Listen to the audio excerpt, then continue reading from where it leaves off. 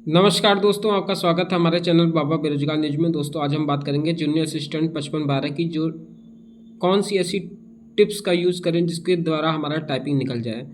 दोस्तों होता क्या है कि अभी आपने देखा होगा कि जो अभी पुरानी टाइपिंग हुई है, इससे पहले की जो typing UP triple S C ने ली है, उसमें 50% के करीब लोगों ने टाइपिंग देने ही नहीं पहुँचे, और जितने लोगों ने टाइपिंग दिया उसमें से 50% की टाइपिंग नहीं निकल पाई।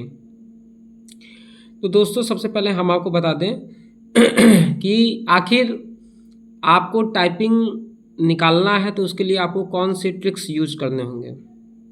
जैसा कि बहुत सारे हमारे दोस्त हैं, वो हमेशा एक कंप्लेन करते हैं कि हमें कीवर्ड्स नहीं याद हो रहे हैं या हमें इस तरीके की दिक्कत हो रही है। तो मैं आपको बता दूं कि जैसे होता है कि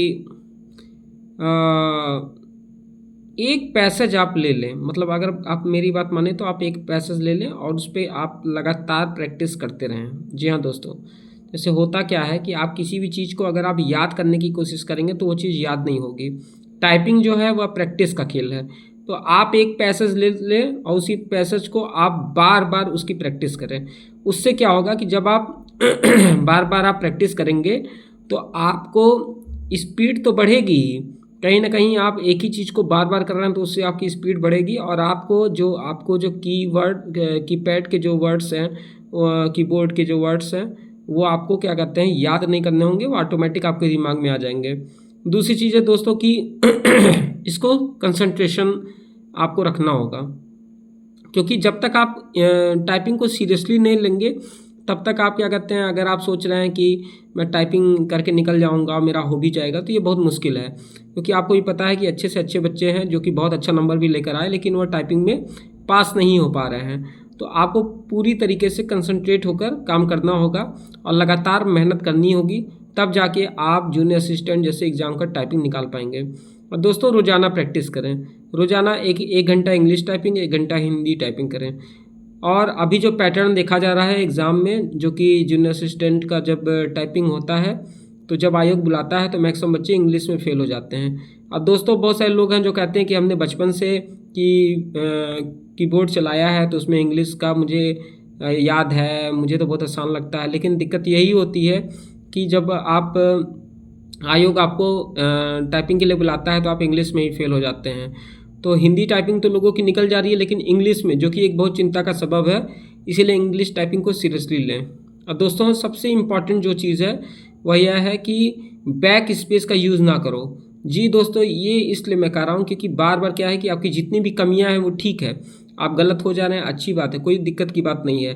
क्योंकि अभी आप क्या कहते हैं, युद्ध के मैदान में आप उतरे नहीं हो, तो उससे पहले की जितनी भी प्रैक्टिस है उसमें कोई भी कमी रहती है, वह कमी जब आपको अच्छी तरीके से पता चल जाएगी तो आपके लिए ईजी हो जाएगा कि आप आने वाले समय में जो गलती हो जाती है आपसे वो गलती नहीं होगी। जैसे मान लीजिए कि इंडियन क्रिकेट टीम मैच खेलने से पहले प्रैक्टिस सेशन रखती है, तो उस प्रैक्टिस सेशन में अगर कोई खिलाड़ी शॉट मारने के चक्कर में नेट प्रैक्टिस कर रहा है और उसमें वह आउट भी हो जा रहा है, तो उससे कोई बहुत बड़ी दिक्कत की बात नहीं है। तो इसीलिए वो क्यों रखा जाता है, क्योंकि मेन एग्ज़ाम में जाने से पहले, मेन कंपटीशन में जाने से पहले आप इतनी बार आप प्रैक्टिस कर लो कि आपको लगे कि हाँ, आपकी जो उंगलियां हैं वह अपने आप क्या कहते हैं आगे पीछे जाना शुरू हो जाए, आपको क्या कहते हैं उसमें सोचना ना पड़े।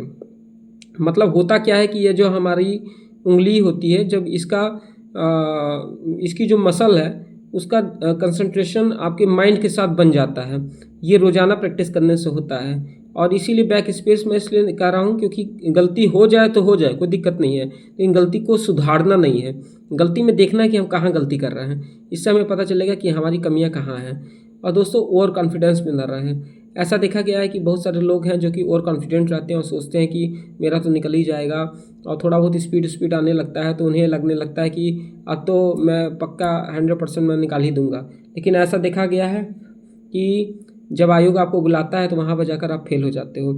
और आप टाइपिंग बाबा हो गया या रेपो टाइपिंग गुरु है, यह सब ऐप लेकर या कोई भी ऐप लेकर आप क्या करते हैं टाइपिंग को शुरू करें और लगातार क्या कहते हैं इस पर मेहनत करें।